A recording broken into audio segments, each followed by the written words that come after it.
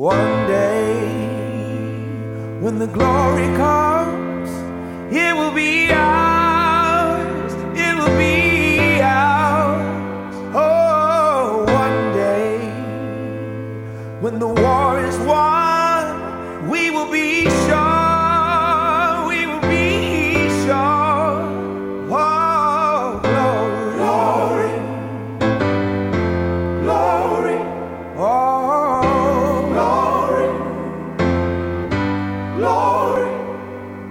Hands to the heavens, no man, no weapon formed against, yes, glory is destined. Everyday women and men become legends. Sins that go against our skin become blessings. The movement is a rhythm to us. Freedom is like religion to us.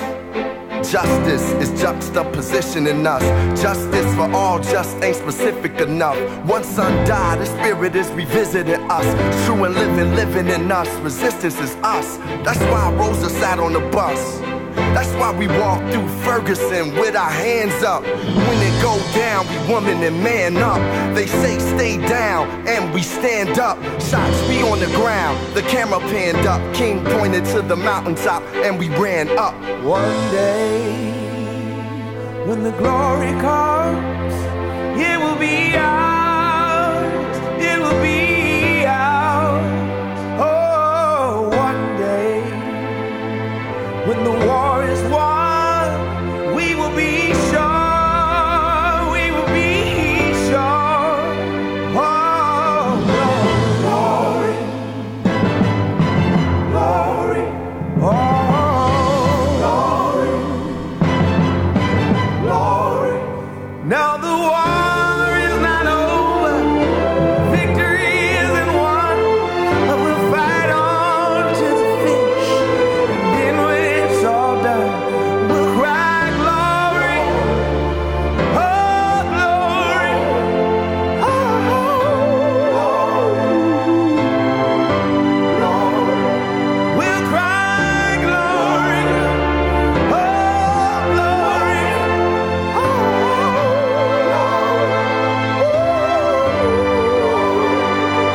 Selma is now for every man, woman, and child. Even Jesus got his crown in front of a crowd. They march with the torch, we gon' run with it now. Never look back, we done gone hundreds of miles. From dark roads, heroes, to become a hero. Facing the League of Justice, his power was the people. Enemy is lethal, a king became regal. Saw the face of Jim Crow under a bald ego. The biggest weapon is to stay peaceful. We sing, our music is the cuts that we bleed through. Somewhere in the dream we had an epiphany. Now we right the wrongs in history. No one can win a war individually. It take the wisdom of the elders and young people's energy. Welcome to the story we call victory. The coming of the Lord, my eyes have seen the glory. One day, when the glory comes, it will be ours, it will be ours. Oh, one day, when the war is won, we will be sure, we will be sure. Oh, glory, glory, glory,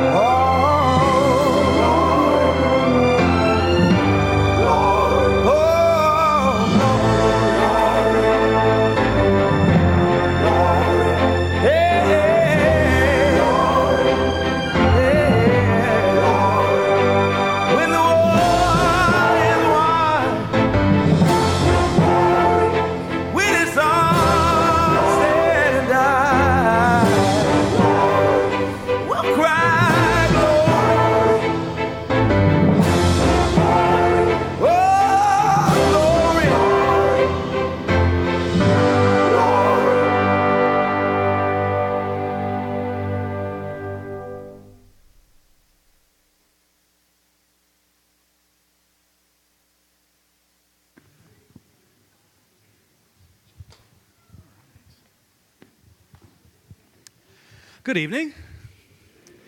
I welcome you all in the name of the Center for Faith Studies and the congregation of Countryside Community United Church of Christ. We want to especially welcome you if this is your first. How many of you is this your first time here? All right. Well, we want to especially, Lecia, well, hopefully it's not your last time. So want to especially welcome you all and invite you to stick around afterwards for some refreshments out in our lobby area. And if you are new to the place, you also need to know that if you need to use the facilities, they are out the door and to the left. And for most of you present, if you have one of those items in your pocket that might go bing, bing, bing, bing, bing, or whatever it does when it signals a phone call, if you'll just take that out and either turn it off or switch it to vibrate, that would be wonderful so we don't interrupt the speaker tonight. So given the events of the last 3, 4, 5, 6, 7, 8, 9 weeks in the United States and the world, the topic that Lecia brings to us tonight just could not be more relevant, could it?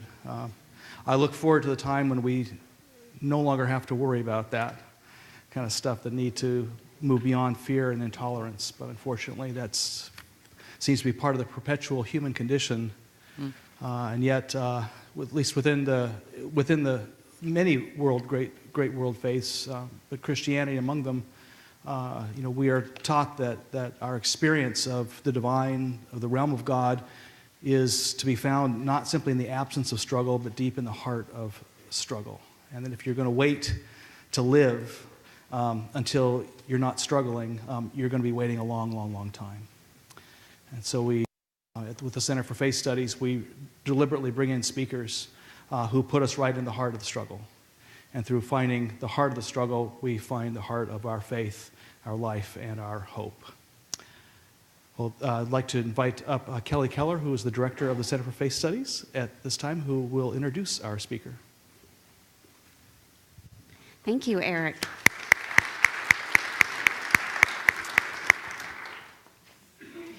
As Eric said, Countryside Community Church and the Center for Faith Studies have been inviting authors and speakers for over 10 years to challenge us and move us to become more authentic in our calling to be people of God in the world of today.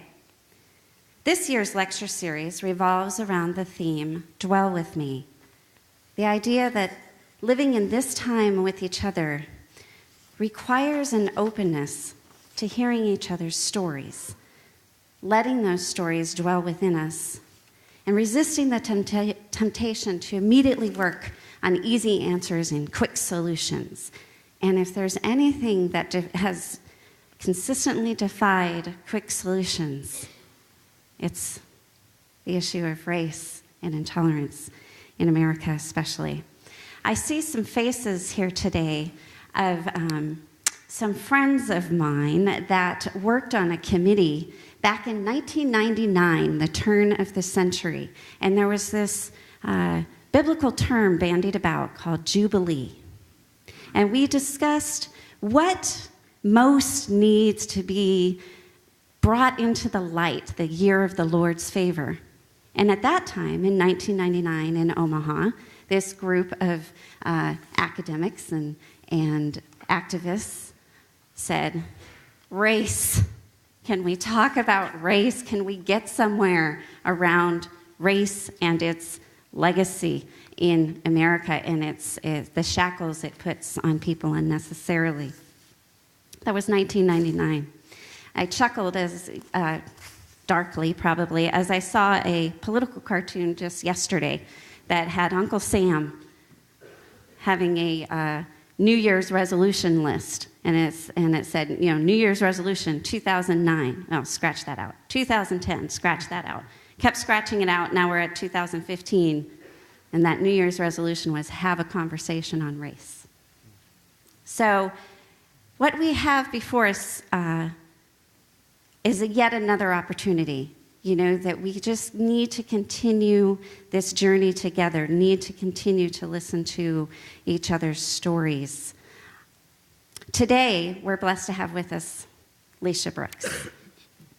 She's the Outreach Director of the Southern Poverty Law Center and Director of the Civil Rights Memorial in Montgomery, Alabama. The Southern Poverty Law Center has been dedicated for over 40 years to fighting hate and bigotry and seeking justice for the most vulnerable members of our society, using litigation education, and other forms of advocacy, the center works toward the day when the ideals of equal justice and equal opportunity will be a reality.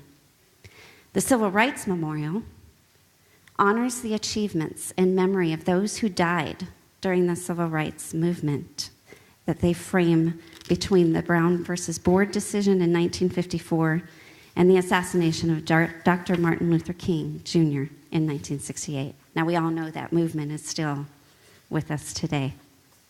The memorial serves as a vehicle for education and reflection about the ongoing struggle that we must engage in for equality.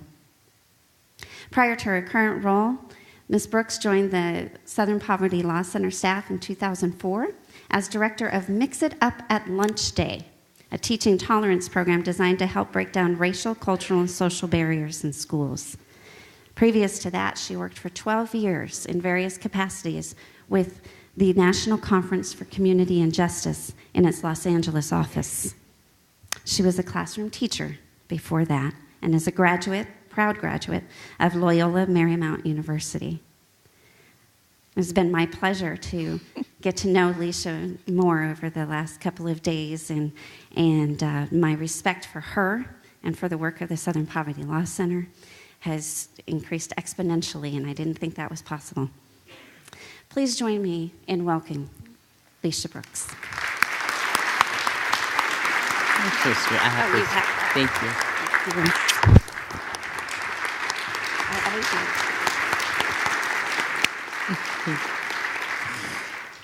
Thank you so much. Thank you. I want you all to know it's my first time in Omaha, and it's been great. It's been really great. The people here, including Kelly, have been just wonderful to me. You have welcomed me. You have shared your stories with me and given me an opportunity to tell you a little bit about my story. And my story, by extension, is the story of the Southern Poverty Law Center. As Kelly was talking to me earlier about the theme for the lecture series, Dwell With Me, something about it just really moved me, because she went beyond the dwell with me and said, listen to my story. Dwell with me. And to dwell with me, you must know or have some understanding of where I live. And so I appreciate the opportunity tonight to share just a little bit about where I live, or how I kind of construct the world. As I go through, and some of you, many of you probably know a lot about the work of the Southern Poverty Law Center, and we're probably best known for our work against hate groups. And people often say, oh my gosh, how do you live in that world? It's part of the world, but it's also kind of a very hopeful world. Because you all are here, right? How many supporters of the Southern Poverty Law Center are in the audience tonight? Thank you so much, because you all are the ones that make it possible. And you recognize that it's important that we continue this work. So, let's begin. It's not MLK Day, technically, but that's okay. It's his birthday. Today, 1929, January 15, 1929, Dr. King was born. He was born Martin. His name was Martin. His name was Michael, sorry. He was born Michael King. Did you know that? Little known fact. I love doing King Day presentations because I always see it as an opportunity to add to the story. That was his name, Michael. He changed his name to Martin, or his father changed his name rather, in honor of Martin Luther. And that's how he became known as Martin Luther King. That tells you a little bit about where he was headed. But, you know, before he was the icon that we know and love and miss today, he was his child, just like you and I. And as we look at the martyrs of the civil rights movement and these great leaders who were so good at kind of articulating what was wrong with the world and encouraging us to do something about it, he was just like you and I.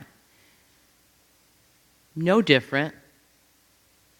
And so I think that I really want people to recognize that, because when we set Dr. King and leaders like Dr. King apart from us, then we kind of give ourselves permission not to aspire to do those things. I can't do that, but we can.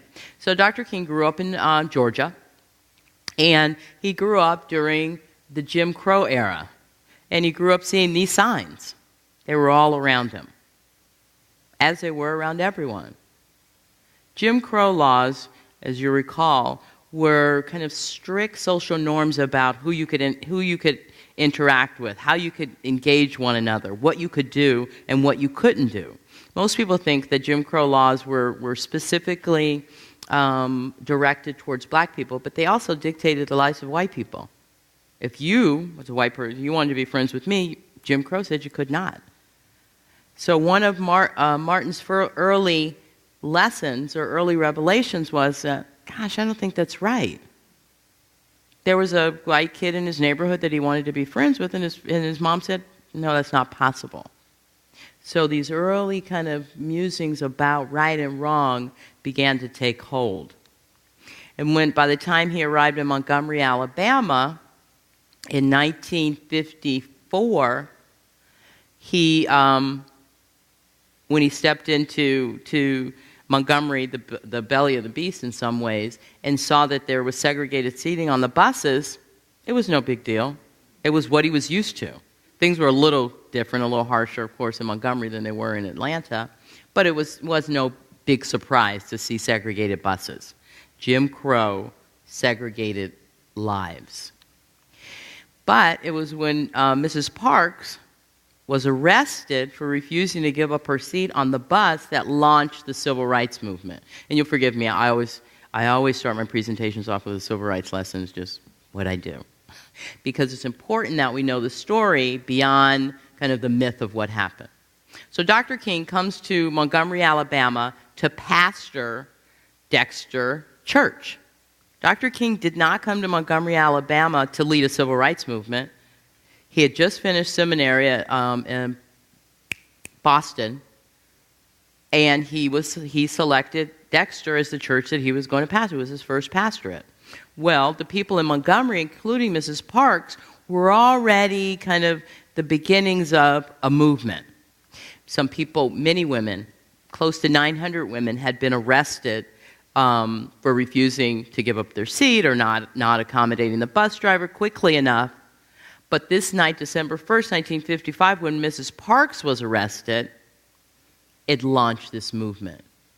And Dr. King was there and literally told that he was going to lead this movement. He didn't know Mrs. Parks. Really, she wasn't a member of his church. He didn't know that it was going to happen. It wasn't staged, as some people think, that Mrs. Parks was selected by the NAACP to kind of launch this whole movement. It wasn't like that at all. She just simply refused to give up her seat on that particular day. And some other women that worked at Alabama State said, I think this is our case. I think we can use the arrest of Mrs. Parks to inspire other people to stay off the bus. So these women launched what they thought was going to be a one-day boycott of Montgomery buses. One day. They made some flyers, they passed them all over town and said, told all the black people to stay off the bus this one day. The day happened to coincide with the day that Mrs. Parks was supposed to go to court to answer for her refusal to give up her seat on the bus. Well, oops, I got to go back. Oh, I hope I can. Okay, so at the end of that one day, what happened is that all the people who participated in the boycott came to this church. And in this case, it wasn't his church because it was Dexter was too small. It was First Baptist. And Dr. King looked at all the people that were gathered around, and he was talking about Jim Crow laws and segregation and how black people were treated on the bus. And he asked them, should we continue this boycott? And they said yes. And so what began as a one-day bus boycott turned into 381 days and launched the modern American civil rights movement. Dr. King kind of, if you kind of look at the tapes and listen to what he said, he kind of came into himself on this day. He was a great orator, he was a wonderful preacher, but he came to own this whole civil rights thing, this whole kind of, everything came together, seeing those signs when he was growing up, his mother telling him they couldn't have a relationship with this white kid. All of it came together, and he recognized the inhumanity of it and was ready to go with the people. And it was launched from that particular spot. Tell that story, one, just to show you how kind of some people are called, just called to lead. And we should all be prepared to listen to and be prepared to answer that call as Dr. King did. So the Montgomery bus boycott launches the Civil Rights Movement in 1955. It continues for over a decade, right? This is an image of Bloody Sunday in Selma, Alabama. Maybe some of you are familiar with the new films out. I just played the song that is the theme song for that film.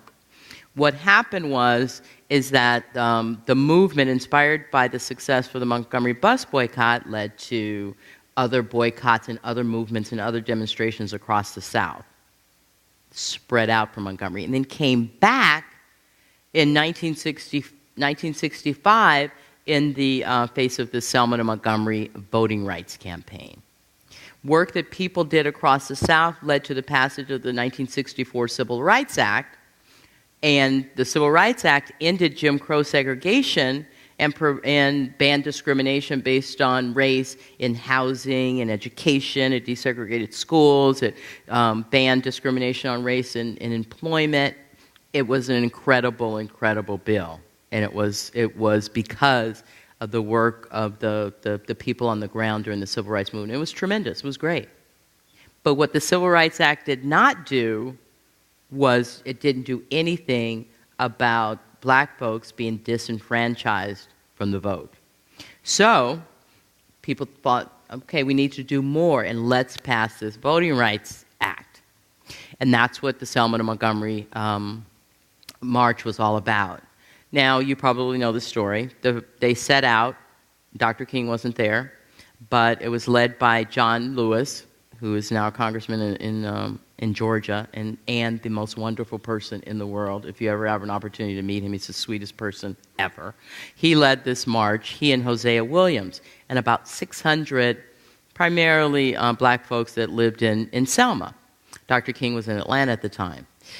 Well, they were going to make their way from Selma to Montgomery and demand from George Wallace that they be allowed the right to vote in Alabama.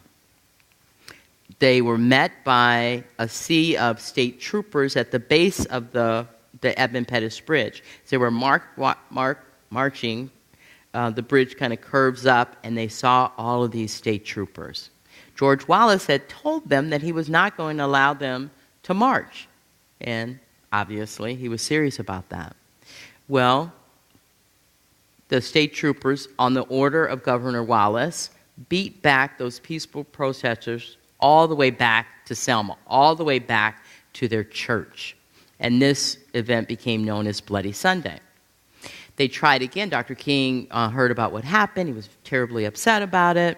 And he went to Selma immediately. And 2 days later, they said they were going to have another march. Well, Dr. King had gone on TV and asked all these people across the country, you see what's happening here in Selma? I need people to come. He called on the clergy, he called on people of conscience to come to Selma and participate in this march. And come they did. This is another important lesson of the Civil Rights Movement.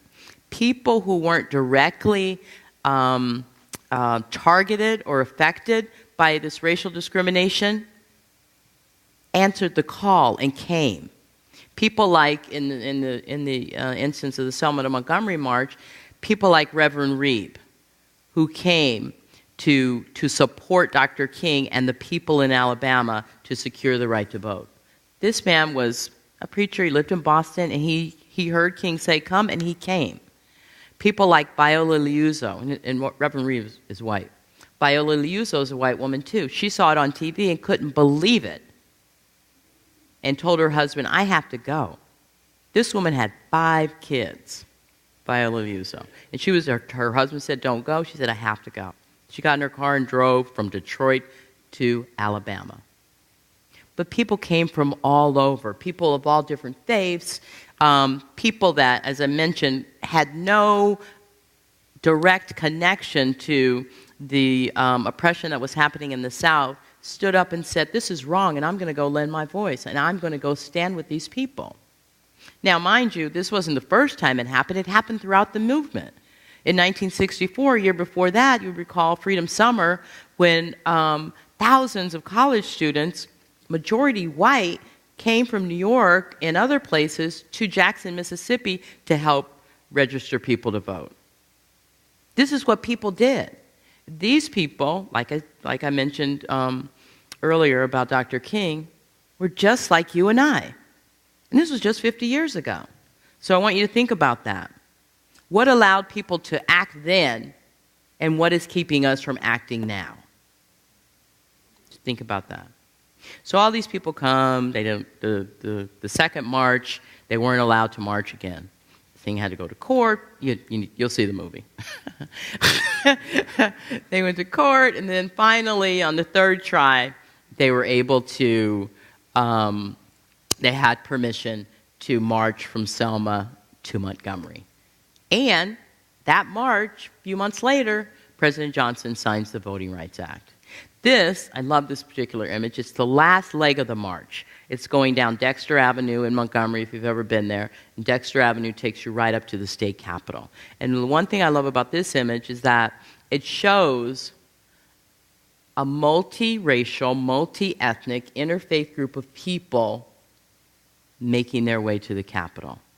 So what started out earlier that month, remember I said it was about 600 majority black individuals who lived in Montgomery, who lived in Selma, or lived in Alabama. But it ended up being over 25,000 people. So we go from 600 people, locals, to 25,000 people from all over. Think about it. When was the last time we did that? But we did. This is what we used to do. And this is what we can continue to do today. Because I'm of the opinion is that when people come together and stand and say this is wrong, things can change. That's my little lecture on the civil rights movement. You can come to Montgomery and I'll tell you more. So, now that takes us to the Southern Poverty Law Center. Southern Poverty Law Center was founded in 1971. A few years after what historians mark as the end of the civil rights movement. Dr. King was assassinated in 1968. But Morris Dees and Joe Levin, Morris is on your left and Joe Levin is on your right, grew up in Montgomery, Alabama. So they were there when Dr. King was there. They were there when Rosa Parks was there. They were there during the bus boycott. They were there for the Selma to Montgomery March. And they saw Montgomery literally change before their very eyes. These two men, white, I always like to point that out, whether it's obvious or not. These two white men, they're in their late 70s. Well, Joe is 72 and Morris is 78. They were born and raised in the Jim Crow South, which is to say they were born into white supremacy or the notion of white supremacy.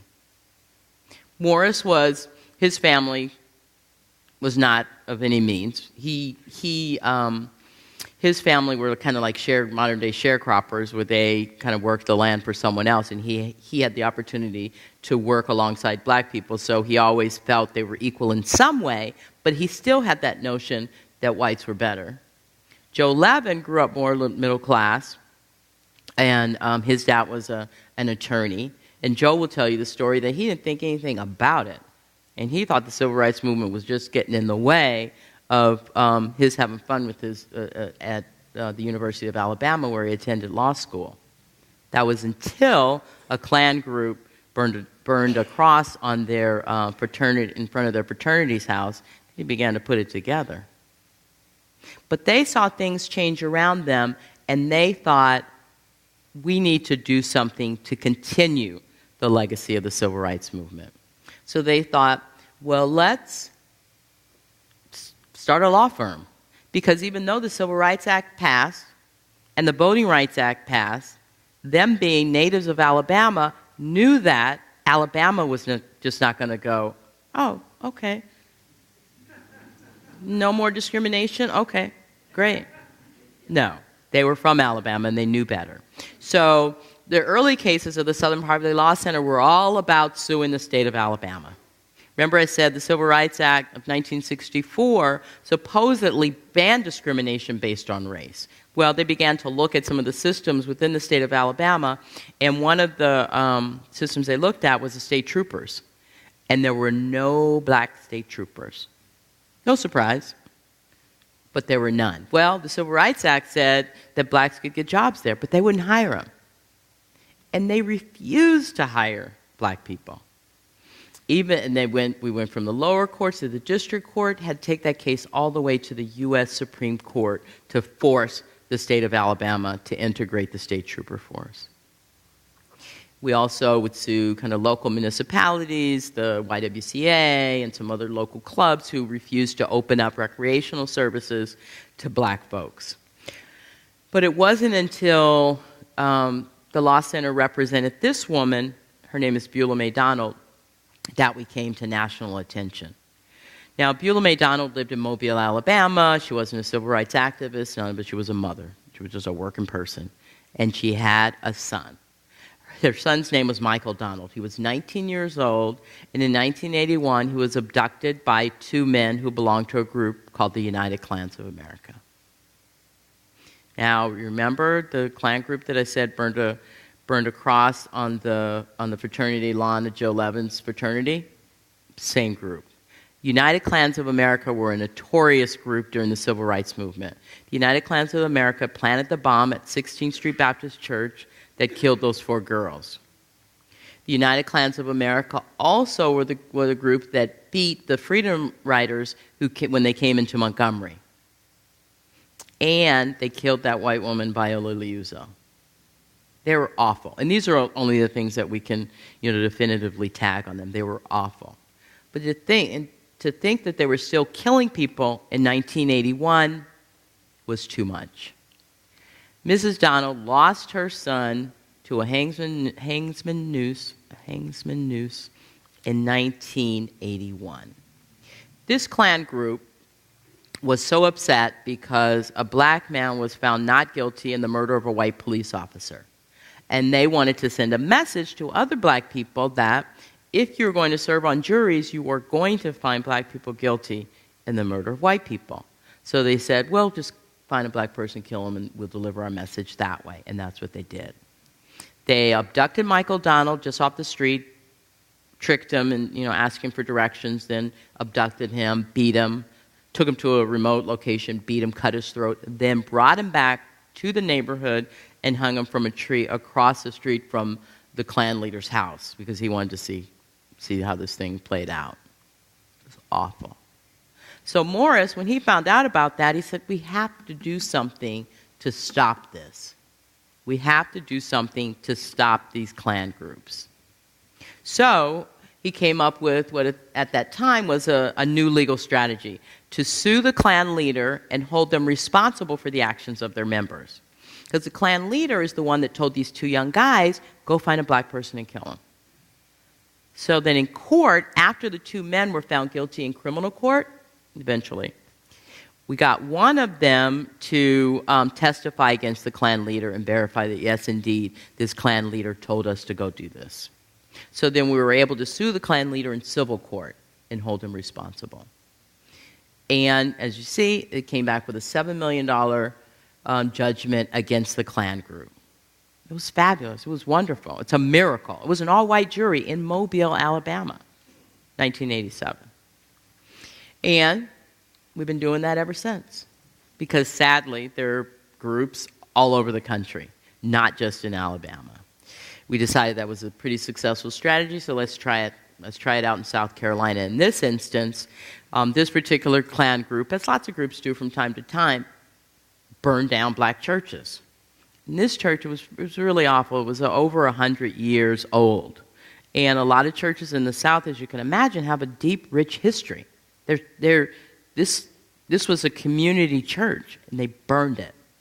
So Morris found out about that, and we sued them. And this produced the largest civil judgment against an extremist group in history, $37.8 million.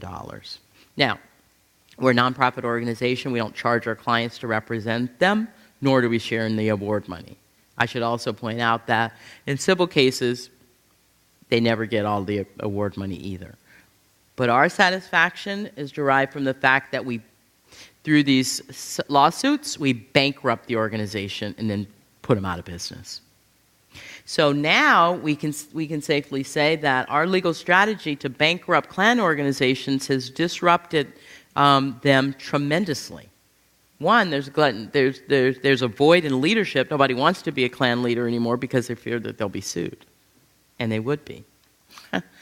But there's not just Klan groups. There's other kind of hate groups in the country. And in this instance, this was in Coeur d'Alene, Idaho, because contrary to popular opinion, all hate groups and Klan groups are not just in the Deep South. Coeur d'Alene, Idaho. I had an opportunity to go there 2 years ago. Oh gosh, it's much wider than Omaha. I was the only black person I saw the whole 3 days I was there. And this is where I point that out because it's a funny story. And it's these kind of, all-white communities. These are the communities that they look for because they can hide, right? Nobody notices anything. And in places like Idaho, there's just land everywhere. This particular group, this was the Aryan Nation, had this huge compound, had all this property. And they had like buildings, they would have conferences, they would have concerts, they'd have a so-called church. And they would invite, kind of newbies in and receive their hate training at this compound. Well, one night, our client, in this case, another black woman and her son, and I had always wondered what's a black woman and her son doing up there? But they were driving down the street. Apparently, she likes rural areas, and it's beautiful, and that's why she lived there. But she and her son were driving by their compound. And as the story was told to me, it was an older car, and it kind of backfires. You know how cars backfire sometimes? So at the compound, they had some security sentries because these people were so paranoid, and they always thought the Jews were going to come and get them. So they hear this car backfire, and they're like, oh, my God, the Jews, they're here. And so they jump in the car and go after, this car, people they think are Jewish. Well, they see some black people, and they're like, good enough. So they go after and they chase this woman and her son for like 2 miles, run them off the road, and were pistol whipping them and probably would have done greater damage. Thank goodness they weren't killed. But a neighbor, which never happens in these rural areas, came out with his shotgun and stopped it. But it was still assault and kidnapping because we were able to put that on them. So we were able to sue this group who had lots of money because they had lots of property, and we were able to sue them and won. So our client, Mrs. Keenan, in satisfaction of the judgment, I think it was $6 million. Yeah, $6 million. In satisfaction of that judgment, they had to turn over their property in that huge compound. So this particular image, which we love to show, is after she got the property, she razed all those buildings. And this is something that they hate to this day. And this is why these groups hate the Southern Poverty Law Center, because we'll not only bankrupt you and put you out of business, but we'll crush your buildings as well.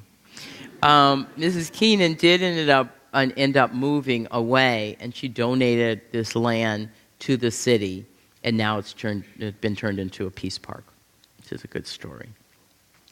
And even though we probably had maybe, 15 or so additional civil suits against hate groups across the country since the Donald case, and been successful in all of those cases. And it's a great legal strategy, but you cannot sue every single group in the country. It's just impossible. It's just too much work. So one of the things that we came up with around the year 2000 is that, okay, what can we do to put a dent in hate groups that doesn't involve litigation? So we decided to create this hate map and publish information and shine a light on these groups. So that's the reason why we started the whole hate map. So every year we publish a map and we identify all the active hate groups in the United States. We're always a year behind. This is the map for 2013. The map for 2014 will be out next month. So as you can see, there's a high concentration in the South, which people are never surprised about. But also look up in the Northeast. heavy concentration in the Northeast, and in my home state, California, the most. But this hate map shows an over 50% increase in the number of active hate groups since the year 2000. 2013, we had 939. Now, there's some good news, bad news there. It went down a little bit. It was at a high of, 1018 for 2012, so it's going down a little bit. And our preliminary numbers look like it's going to inch down a little bit more for 2014. But there's still, I think we'll all agree, there's still too many. And let's see what you have in Nebraska. You have nine active hate groups in the United States. I should say that to land on the hate group list, it's more about your ideology and what you talk about and what you promote. You do not have to have committed any illegal act at all to land on the hate group list. But your groups, I think they all apply. You have 2 racist skinhead groups, one in Pleasanton. I have no idea where that is. You have 1 Klan group, Loyal White Knights of the Ku Klux Klan. You have a Christian identity group in Scottsbluff.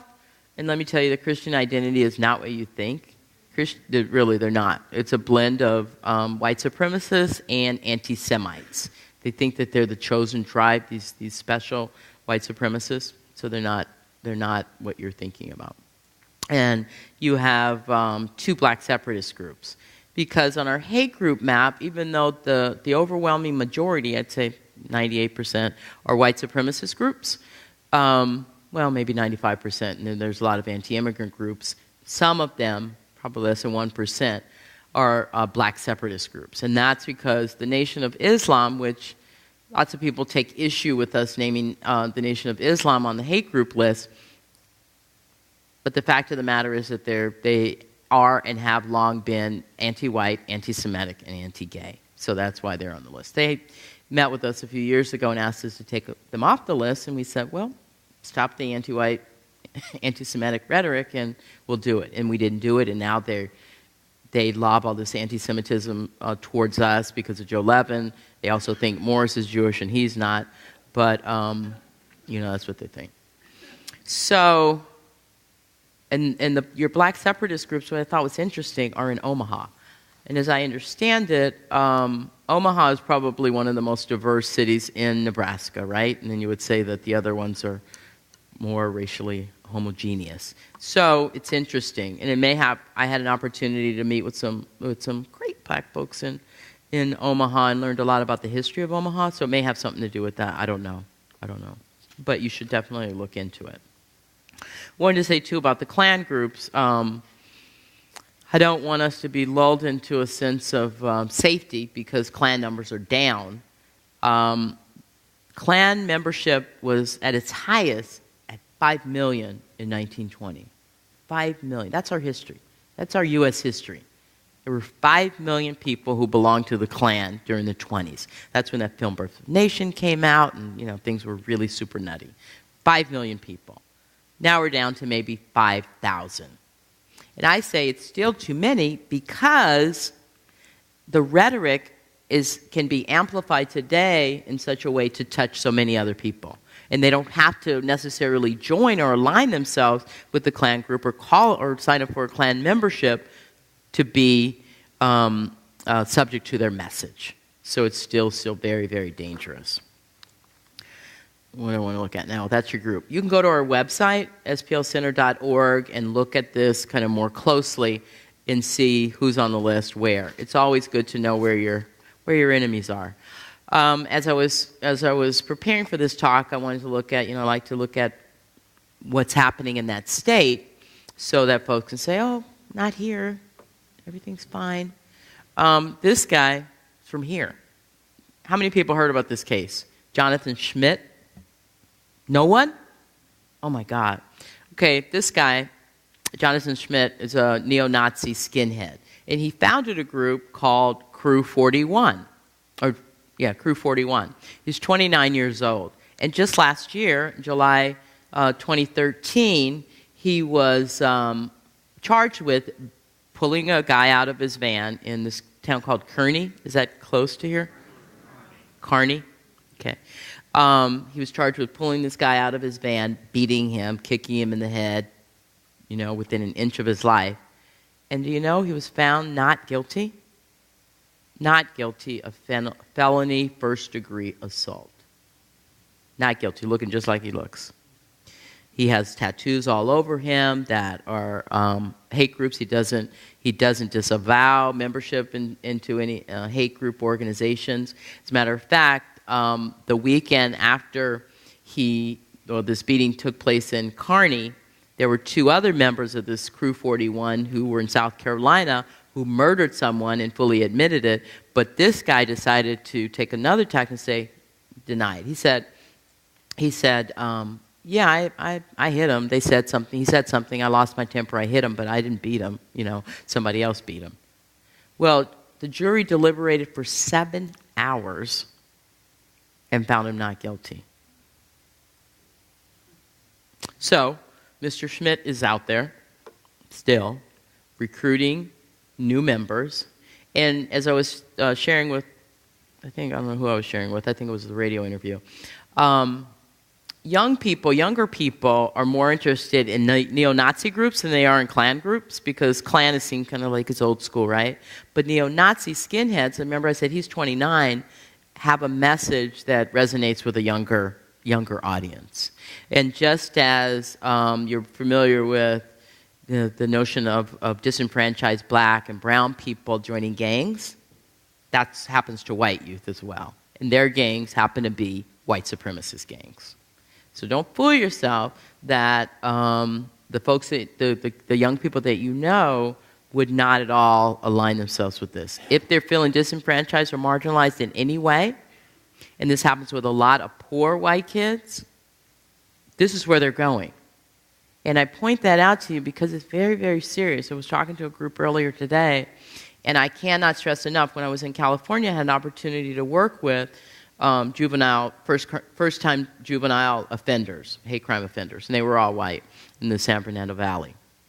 And these kids, as nice as could be, but that far away from being this guy, right? And I've met some skinheads, some former skinheads, who did some terrible, terrible things. A guy that looks like him, as a matter of fact. He had tattoos all over his face, all over his entire body, and then when he wanted to get out of the group, there were death threats.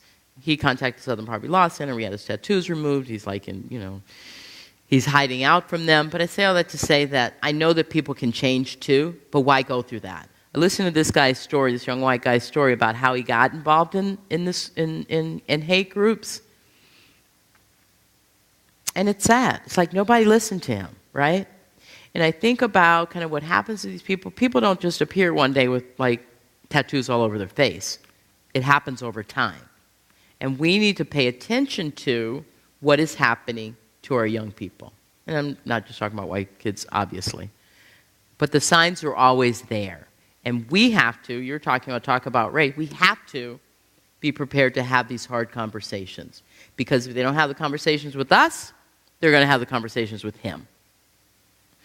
Okay, end of my lecture on that point. Now, people often ask, well, why is there an increase in hate groups? It's 2014, it's 2015. You're post-racial. President Obama, blah, blah, blah. Well, there's been an increase, as I noticed, as I mentioned, since the year 2000. And as the different groups, how do I put this? Lobby more for their rights, or as groups stand up for their rights and demand to be treated with equality and respect, then there's a pushback. And so in the year 2000, it was just around the time of kind of when immigration was becoming a big topic, and immigrants were becoming emboldened, and we were going to say, we're here and we're not going anywhere. Same thing happened with LGBT folks. So we had kind of these societal shifts that prompt a pushback from hate groups. So, but that's not the main thing. The main thing that drives the increase in hate groups is demographic shifts. And demographic shifts mean kind of the change in society, in the racial makeup of the United States. And you've probably heard it, people talk about it more, but demographers have been talking about it for decades, about how the country is changing. If we look at the demographics, this represents the demographics in 1970, and I like to say that this was like a comfortable time for people, for a lot of white folks. 1970, 83% white, 17% people of color. And people like that. It's like, ooh, a little bit of diversity, you know, you got some ethnic restaurants, I can get some clothes, and I can see some different people. That's nice. We live in a diverse society. That's really nice. But you look at it today, 66% white, 34% people of color, and people begin to freak out. Seriously. Seriously. And even in 1970 or today, when some communities, some states, I don't know, I should have researched the demographics for Nebraska. I would imagine that Omaha is more in line with the national statistics, but I would guess the rest of Omaha is probably like Idaho. I don't know. The demography is such that any shift, any little shift, is seen as a lot. Right? Because your society, your communities have been so homogeneous for so long, 10 people might seem like, what's happening? But then when you talk about things in different languages, oh my God, they're putting signs in Spanish, and oh my gosh, now they're sending home paperwork in 5 different languages, and when that starts to happen, people begin to pay attention. Well, what's happening here? Maybe it's immigration, maybe it's this, maybe it's that. It's the demographic shifts that have been predicted for some time. And what happens is people think that they can push back on it, and you cannot. You cannot, not through anti-immigration legislation, is not going to make a shift back to 1970. Not going to happen. Not going to happen. I thought it might be interesting to look at what the shift in racial demographics today looks like as opposed to kind of what we think it looks like. We're at what demographers call a tipping point. Now, the blue slice of the pie is white, and the first one on your left is 2010, then 2030, then 2060. So as we are becoming more racially diverse, we're more racially diverse beyond just a black-white paradigm that people always think about, right? So you see, even in 2010, the white is blue, yellow is black folks, purple is multiracial, the kind of pink is Hispanic, Latino, Asian is green, Asian and Pacific Islander is green, and American Indian is a little orangish. So you see, even in 2010, there's a real large slice of the pie that is Hispanic, Latino, and then Asian. Well, in a couple of years, in a few years, before we know it, in 2030, those other pies are getting bigger, the Hispanic Latino and the Asian and Pacific Islander, and oh my gosh, notice the black ones didn't grow. Even though people like fear the black planet, our numbers are not increasing, just like white people. And then 2060, you've lost your majority, and others are of the majority.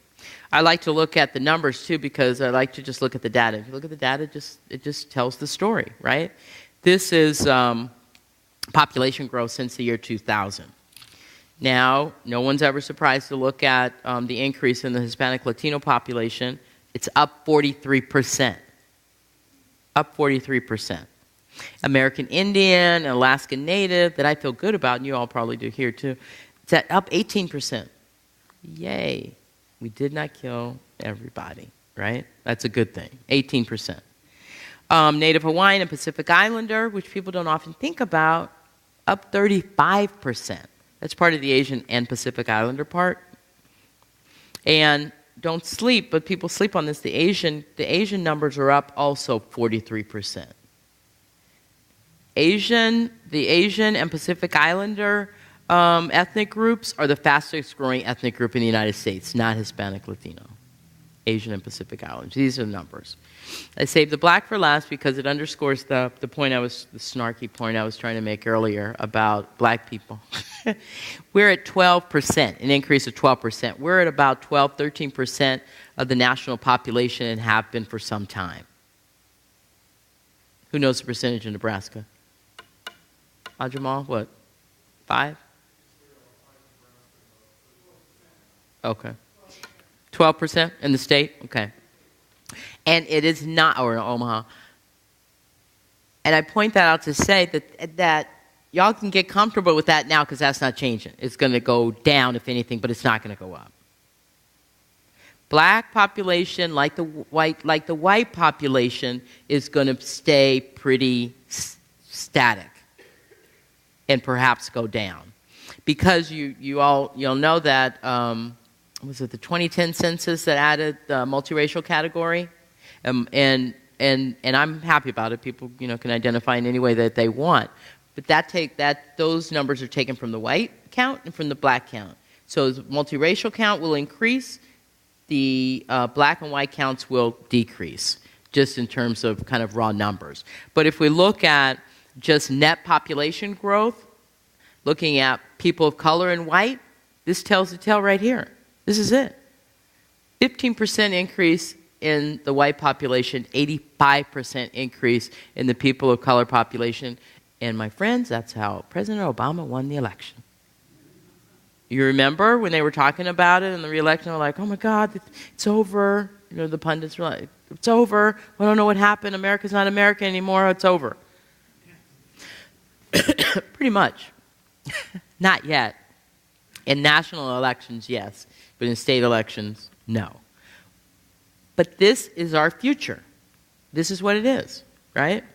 And there's nothing that we can do but embrace it and get ready for it. And I think it's a good thing. Now, white supremacists are using this as a recruiting tool because they're playing off the fears of white folks. They look at things like the demographic shifts, and then the second thing that's a primary driver in the increase in hate groups is the economy. Whenever the economy is down, people are always looking for a scapegoat. And these white supremacists, in this case Jeff Shoup, who is with the National Socialist Movement, which is the largest neo-Nazi group in the United States, they're the ones that Kelly have that Stormfront. They sponsor Stormfront, which is an online portal to hate. They have over 300,000 registered users to the Stormfront site.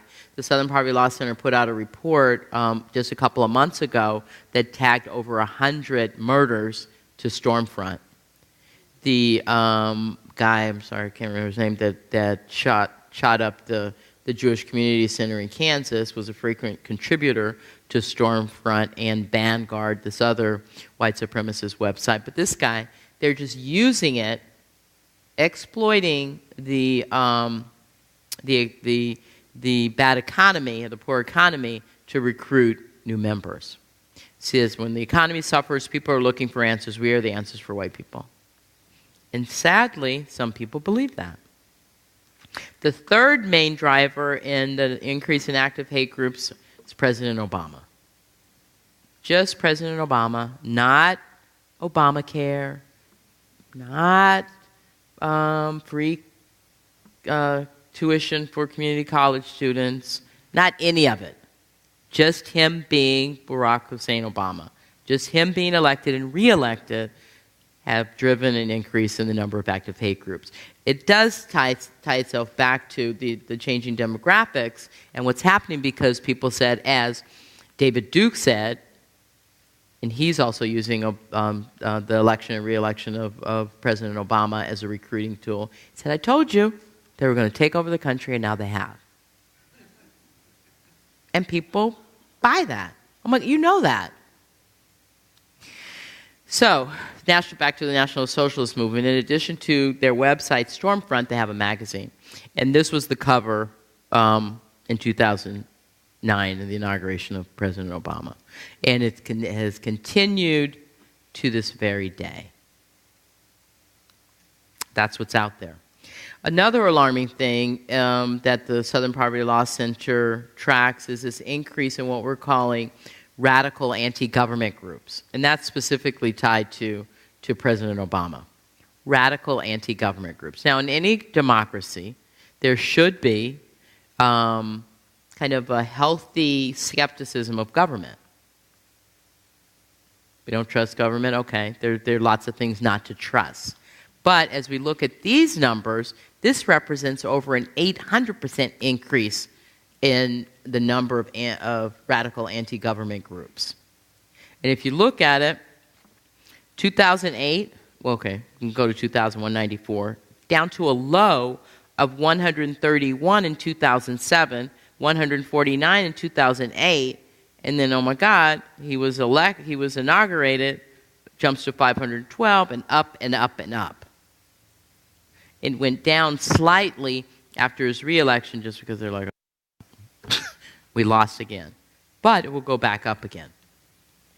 In anti-government groups, we're talking about sovereign citizens, these people that think that the federal government has absolutely no authority over them.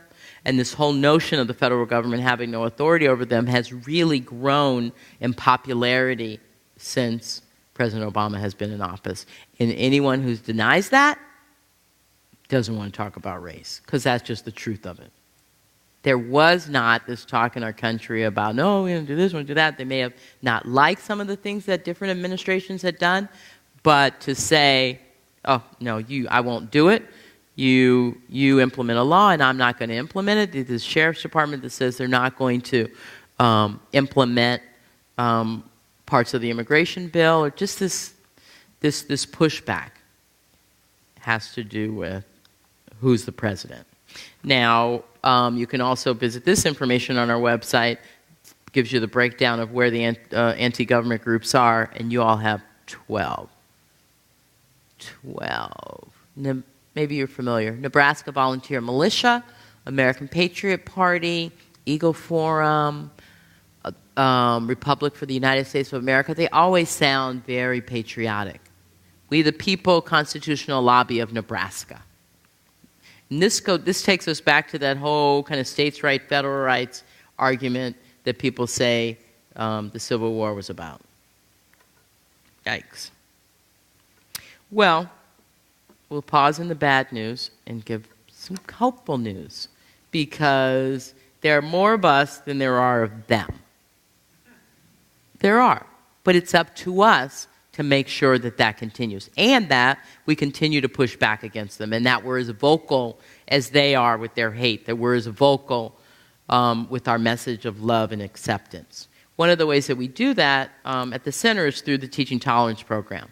And Morris started Teaching Tolerance in 1991 because he began to notice a pattern that people who belonged to these hate groups were young, a lot of young people, a lot of young white people. So he said, we need to get to the teachers so that we can transmit these messages of acceptance to young people before they become susceptible to messages of hate. And that's why we started the Teaching Tolerance program.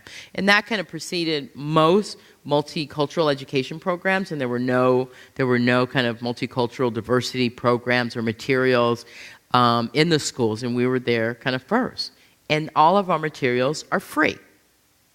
We publish a magazine twice a year, send it out free of charge to every school in the United States.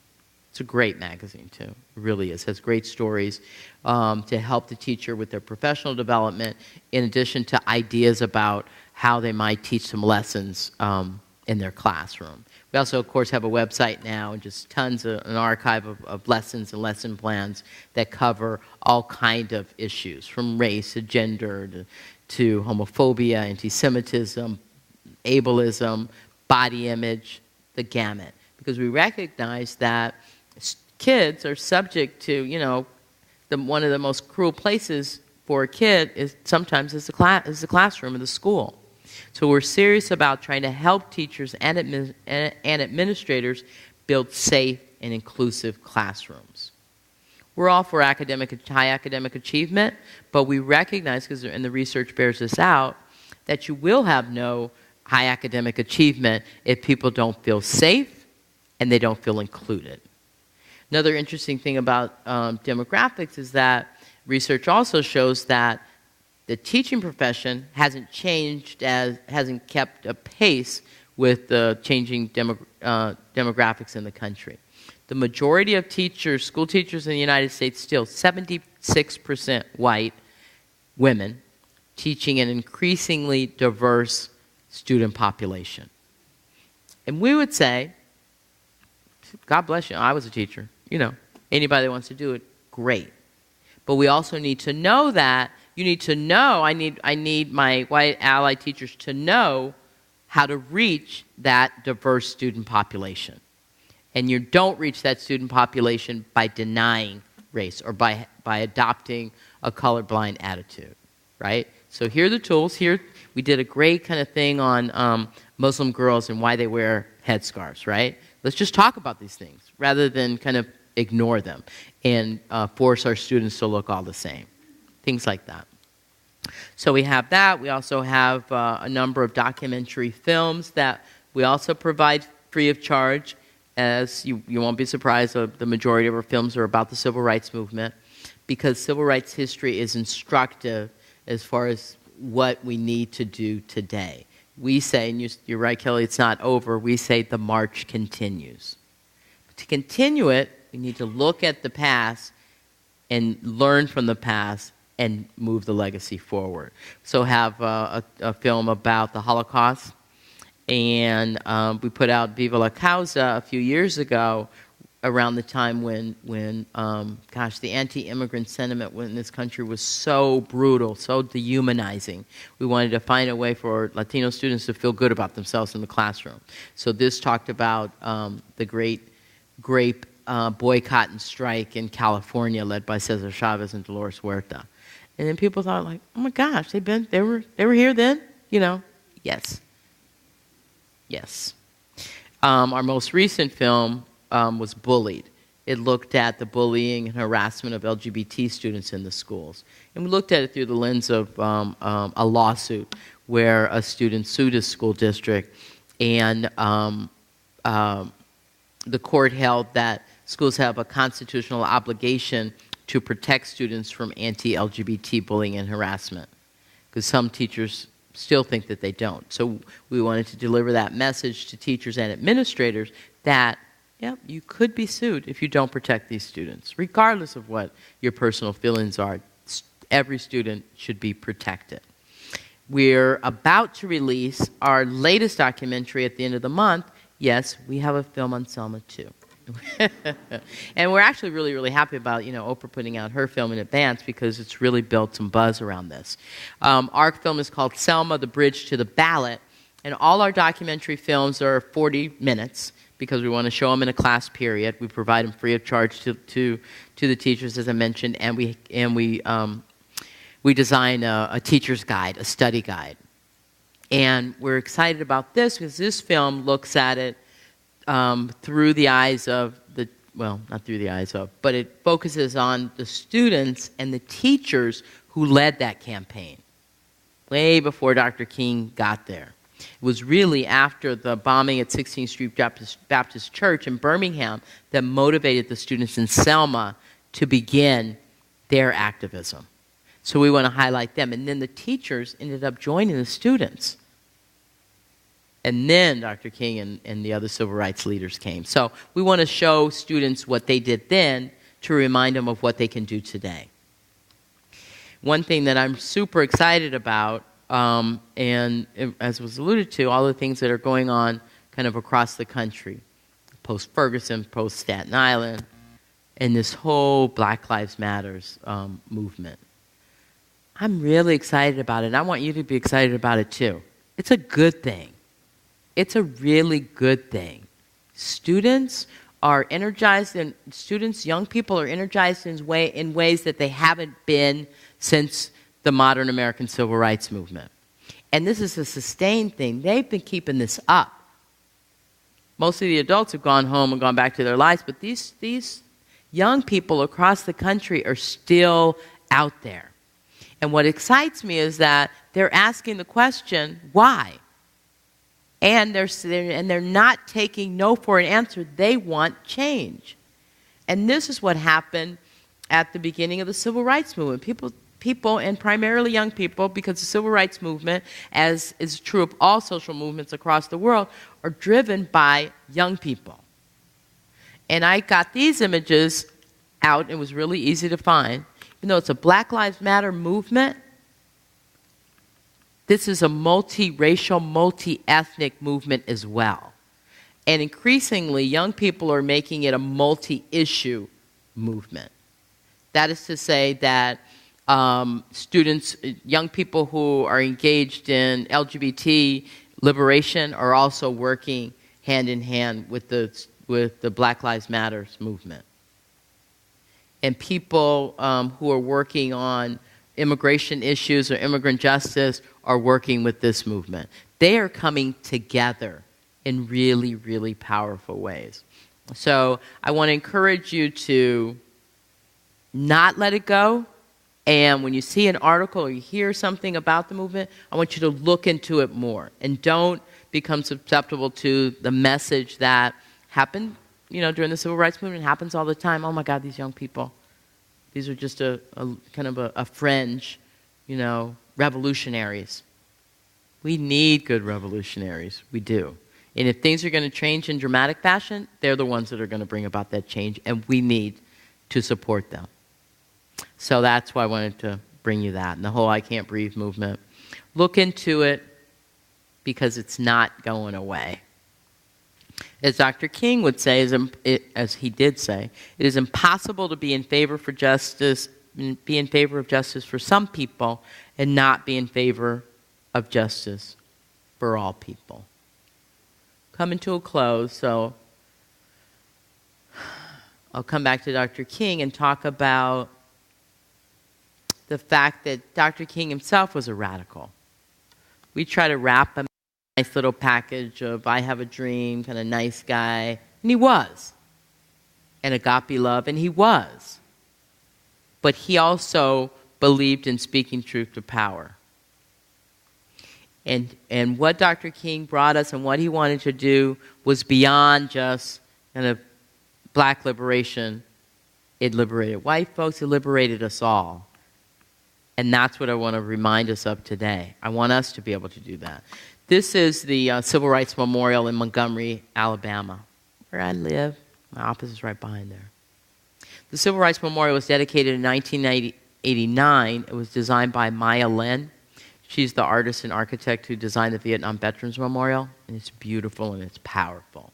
The table in front, water flows over these inscriptions on the table. It's a timeline starting at 54 with Brown v. Board, and then it goes around and ends in 1968 with the assassination of Dr. King. It chronicles all of the major events that happened during the movement, the Montgomery bus boycott, the bombing in Birmingham, desegregation in Little Rock, all of these major events. And it honors 40 individuals who were killed during that time. The first one on the memorial is Reverend George Lee, killed in Belzoni, Mississippi, 1954. And most of the people, like Reverend Lee, I had never heard of before. This man, 1954, Belzoni, Mississippi, this really small town, was determined to register black people to vote. He was a minister, too. So he talked about voting rights, and he talked about registering people over the pulpit. The Klan got a hold of it and told him to stop. You stop right now. And he did not. Knew he could be killed and didn't stop, and he was killed. But before he was killed, he registered 89 people to vote. So stories like him, story like Sammy Young, we call them foot soldiers of the movement. When we think of the civil rights movement, we think of Dr. King, and we should. He was a great leader and great inspiration. But he couldn't have done a thing without the people behind him. And that's what the memorial honors. But behind the table, as you see on that wall, it's a quote that Dr. King delivered during his speech at the March on Washington. And you Bible scholars will recognize that it's a paraphrase of the book of Amos, or Amos 5:24. Great story. I don't know when the last time I read, but that whole story is great. And it starts out, this is just a quote taken out of context, but Dr. King, as he was saying in what's become known as the I Have a Dream speech, that started as this radical speech, and if you read the whole speech, it's completely radical. They were in Washington, D.C. to demand something. Dr. King, demanding something. It ended with the I Have a Dream speech, but it started with this, saying, no, we're not satisfied, and we will not be satisfied until justice rolls down like waters and righteousness like a mighty stream. So that's kind of our mantra at the Southern Poverty Law Center. It certainly is mine. And I see this, every day, and I'm reminded. Until justice rolls down like waters and righteousness like a mighty stream. We can certainly all agree that we've come far, and we can agree that justice is not rolling down like water just yet. And I have no illusion that it will do so in my lifetime. But it's my charge to keep moving forward until it does, right? I do that not only for me, but for my son, for my grandchildren, for your grandchildren, for the kids to follow, the people to follow, the world to follow. It's what we're called to do. I could just go on and on, but, I'm sure you were told it was going to end at some reasonable hour. So the next slide is of the memorial and the words of Dr. King.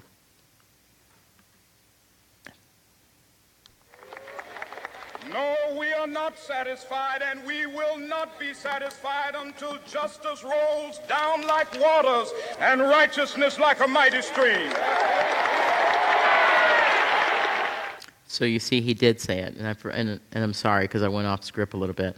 I wanted to say this other thing first, so forgive me, I'm going to go back. I wanted to say this about Dr. King as I was talking about the I Have a Dream speech, and I'm so grateful that Kelly didn't say, I want you to talk about the dream, because that's what people always want to talk about. Come to a King Day presentation and tell us the state of the dream. Research Dr. King, and he will say it. He said it himself.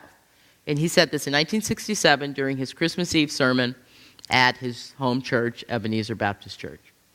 He said, not long after talking about that dream, I started seeing it turn into a nightmare. Dr. King said that. Why don't we know that? Dr. King said that, okay? And he said that because he said he viewed the recent setbacks the movement faced, including violence during the Birmingham campaign, persistent poverty, urban race riots, and the escalation of war in Vietnam. Think about that. All those things are kind of happening today, right? Persistent poverty, we could call them race riots, and the escalation in war. Do you know those were King's big things? Kind of racial equality, economic justice, and dismantling of the war machine. Those were his big things. And it's our charge, he was killed. It's our charge to do something, right? So what I want us to think about when we think about Dr. King and his dream and what he put forward for us, I think it's more important that we assess ourselves and where we're at relative to carrying out the dream, as opposed to just looking at kind of the dream in the abstract and saying, what's the state of the dream? What have I done to help realize the dream? Might be the better question. King went on to say in that sermon, so that we don't all get completely freaked out, he said, I still have a dream. I have a dream that one day men will rise up and come to see that they are made to live together as brothers. So even though things weren't going as he had hoped, he remained hopeful. And I remain hopeful. So in parting, I would just say that it's up to us. Let us keep the dream alive. And we'll do that by continuing to take a stand, and an active stand, against injustice. We move the dream forward when we stand for justice and equality, because the march continues. Thank you.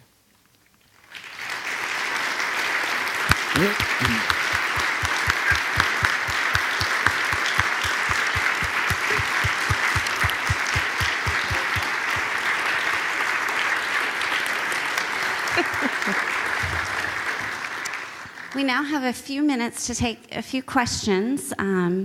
Yes. If Lecia will be so gracious.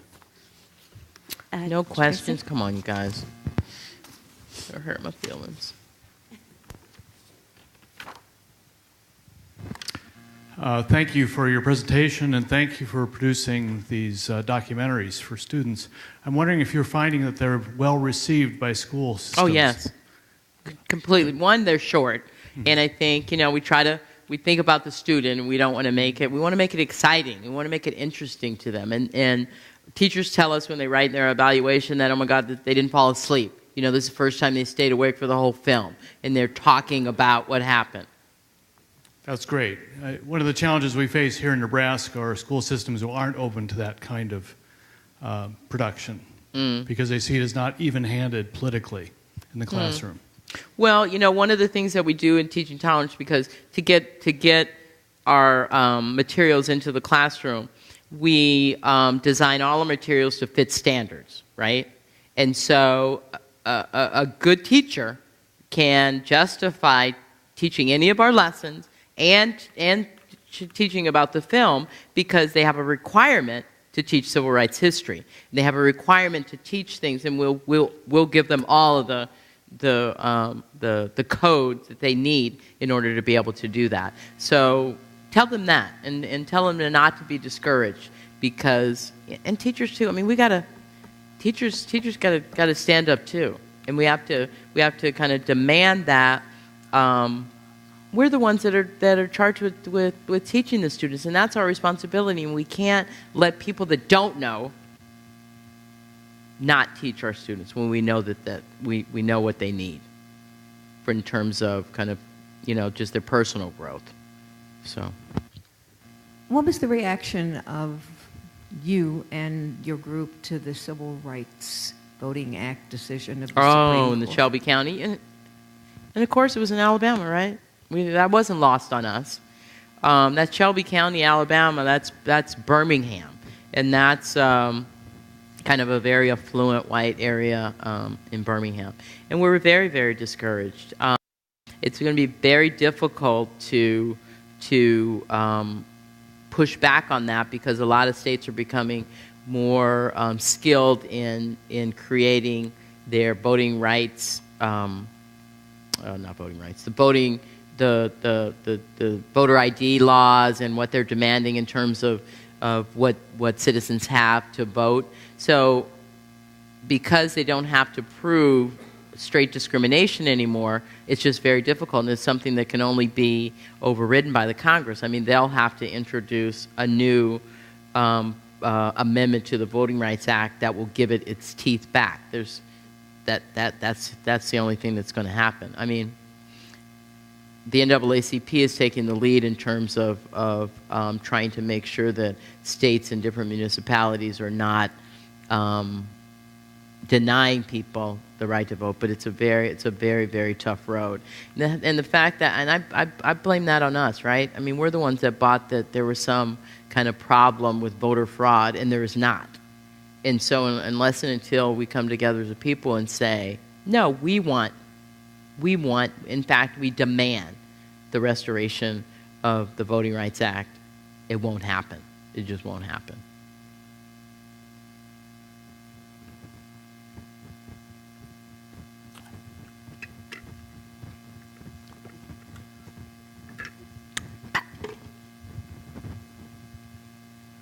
Thank you. I really appreciated your presentation. And I know that it was very focused. I see the whole connection to the civil rights movement, going back really to the Civil War and the fight for black rights, and including the soldiers. I see it as a continuity. Yes. World War II and all that, the Double V campaign, as they called it. And I actually was able to participate in some of the actions here in Omaha, as well as go with some others down to Ferguson and stuff.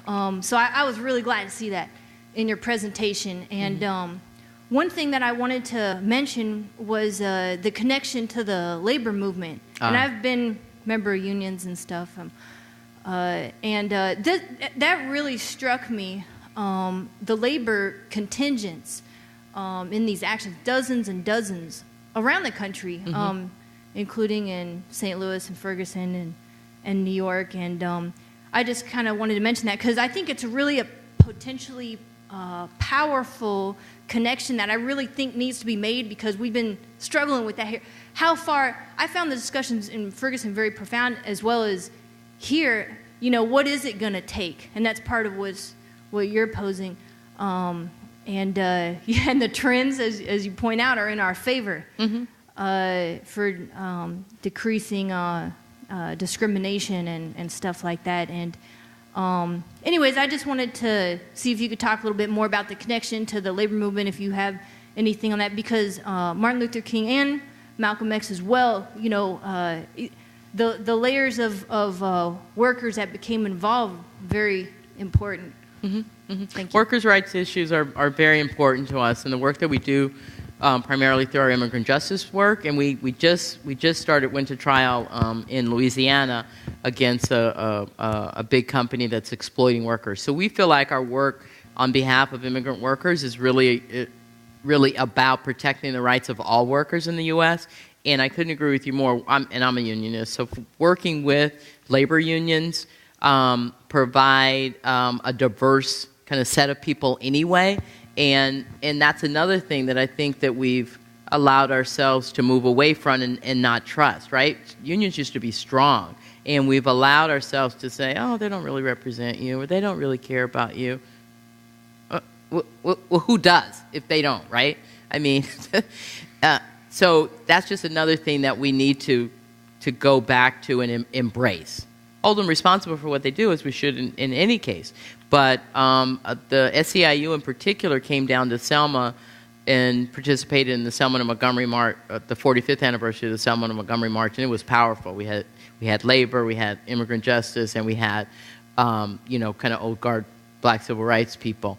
And I expect the same will happen for the 50th. Let me put in a plug for that. The 50th anniversary of the Selma to Montgomery March is this March. And it's a wonderful opportunity to come and connect and recommit.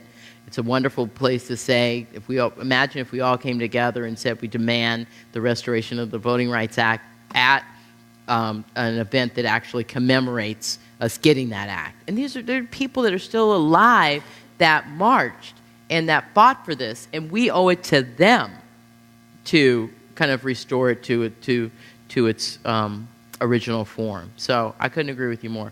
Come down. All the presidents are going to be there. All the living presidents have been invited. This is a practical question. How do we get individual teachers on the list to receive the teaching tolerance materials? I have a pad. There are some materials on the table out there. And there are all these cards. They can just sign up. You should just take all those materials and give them to every teacher you know. Or better yet, go to the media specialist at the school and make sure that they have it in the library or an administrator. We'd appreciate that. Okay, I think the Southern Poverty Law Center has done a marvelous job in trying to keep track in the internet era of these conspiracy hate mongers that are associated with a lot of the sovereign citizens people, and I wondered if you could tell us a little more about the good work that the center is doing in this area. There's a magazine. I brought some intelligence report magazines. We put those out quarterly, and that's the program that tracks and monitors hate groups. And you were mentioning sovereign citizens. There's an issue on sovereign citizens. Now, that's the group that I said holds that the federal government doesn't have any authority over them, and they've just grown over the years. our magazines primarily go to law enforcement officers and Homeland Security because we want to remind people that there's an ongoing threat from domestic terrorists, right? So sovereign citizens are these people who are responsible for a number of deaths of law enforcement officers. What sparked our kind of engagement in the issue in a very serious way was the murder of 2 police officers in West Memphis, Arkansas. These sovereign citizens, a dad and his 16-year-old son, were pulled over by these police officers and these people like make up their paperwork, they make up licenses, they sue courts and they sue school districts and they sue government officials and they'll keep anybody tied up in court. But most importantly, they kill law enforcement officers. So they just, the kid, the 16-year-old, went into the car, got a shotgun, and they just chopped both the officers dead.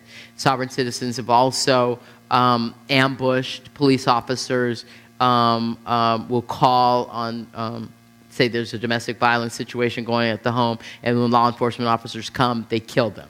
Because law enforcement officers and firefighters are often seen as they're the first face of the government, and we wanted to get out the information to law enforcement officers so they could better protect themselves. We also wanted to kind of marginalize, that's what we do through our work, kind of marginalize these groups and tell people what they're really about.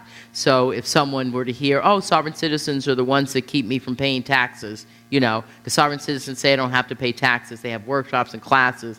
So that message might sound attractive to someone, but if we put out information about what the sovereign citizens are really about, then we can keep people from joining them, right? And we could also we conduct trainings for law enforcement agencies about who they are and what they're about. We conduct trainings for people, judges, and court systems so that they can better deal with these people. And they are completely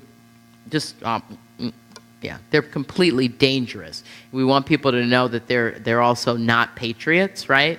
All of these groups that claim to be, patriot groups or in fact deny the whole power of the federal government. So how could you be a patriot? Do you remember what happened in Las Vegas where those police officers were ambushed and just killed? I was telling Kelly I saw when I was driving down the street in Omaha yesterday. Was that today? Someone had a "Don't Tread on Me" sign, a flag hanging from their house. And I was like, oh my God, that's the flag that they put on the police officers after they killed them. These people that are saying that they're anti-government, why are they so intent on killing government people, right? We're the Oklahoma City bombing thing. What we're trying to do with our work in talking about these patriot groups is to get the federal government to pay attention. We sent a letter to Eric Holder talking about this increase and that you really need to pay attention because last time there was an increase like this, the Oklahoma City bombing happened. After the Oklahoma City bombing happened, and people don't know about, a man ran a plane into an IRS building in Austin, Texas. These people are completely, they hate the government, they hate government officials, they attack places and buildings where people, American citizens are, right? And we're trying to get the word out about them that, they are not who we think they are. Then we have other news agencies and people who will promote them as, they're good. The whole Bundy Ranch thing, that's nothing but a bunch of anti-government zealots who were completely prepared to shoot down law enforcement people. I mean, we need to look at this for what it is. These people are terrorists.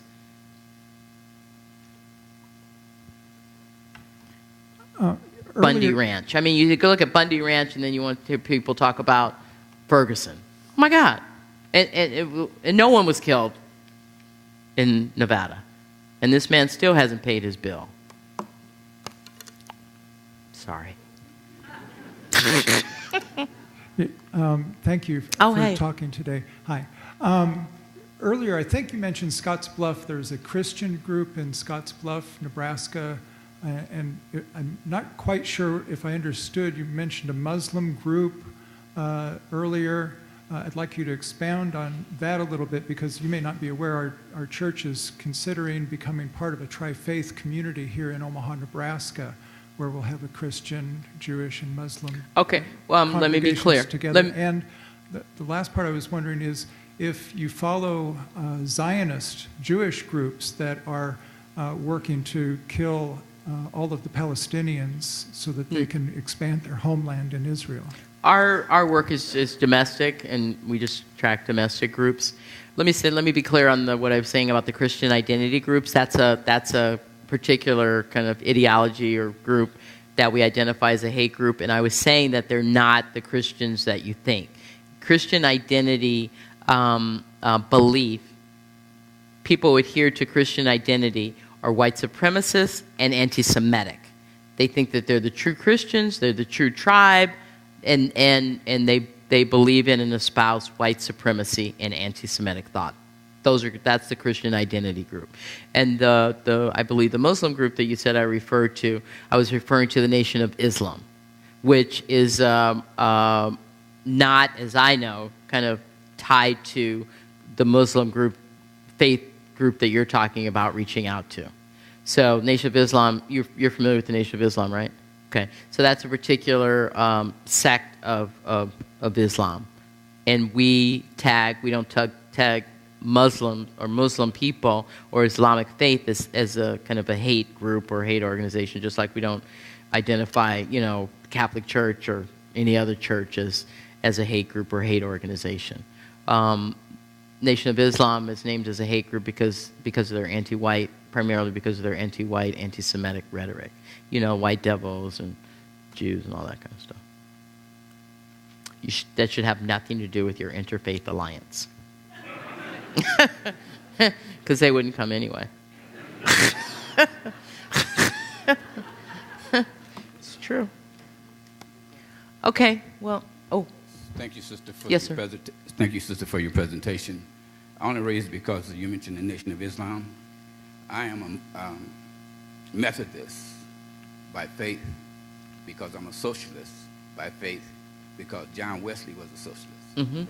Out of the AME, which is I consider the American Methodist Episcopal Church, came the AME, the African Methodist Episcopal Church, which most folks don't know about, by Bishop Richard Allen.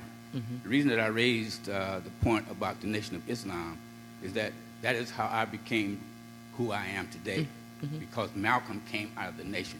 I follow Minister Farrakhan, mm-hmm. but he's been teaching for the last 30 years where he can just now start to talk about Malcolm. So yes, they use propaganda, mm-hmm. but Minister Farrakhan, as they were saying back in the day, the white devil, he's asking about the black devil, mm-hmm. because devil doesn't have anything to do with what color you are. So basically that, and not it's true Islam don't either. Mm-hmm. So, but I am I don't even like using the term Christian anymore. I'm a messenger of God. Mm-hmm. My heart is full of love mm-hmm. for humanity. Mm-hmm. That's what Malcolm taught us. Mm-hmm. And so when you say that, that takes people off of that. The Nation of Islam is not that way. And I wish you would take it off, because it taught me how to be who I am, mm-hmm. because Malcolm told me to stop pointing my finger at somebody else, stand up and be my own man, and take Mm-hmm. responsibility for my own problems, and then work with humanity to solve them. And I look across this room, and I don't see any of the young people here that I address. I am so beautifully proud of them. But you have to be too, because one day you was young, and you was doing it back in the 60s.